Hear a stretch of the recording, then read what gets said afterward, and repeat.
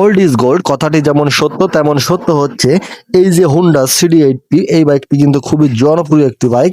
এটা এখনো অনেকের কাছে পছন্দের একটি বাইক, অনেকেই খোঁজেন এই বাইকটি চালানোর জন্য এবং অনেকে ইউজ করছেন।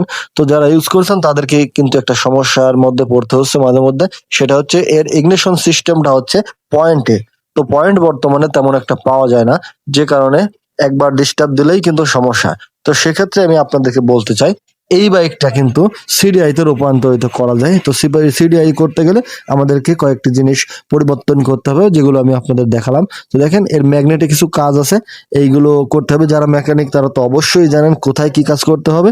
সেই সাথে একটি স্টার্টিং কয়েল, একটি লাইট কয়েল এবং একটি পিক আপ কয়েল, এই তিনটা এবং ওর যে কয়েলগুলো যে বোর্ডটাতে বসবে সেটাকে আমরা বাটি বলি, ওটা পরিবর্তন করলেই কিন্তু হয়ে যাবে।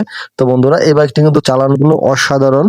আপনারা যাদের সমস্যা আছে আমার কাছে আনতে পারেন।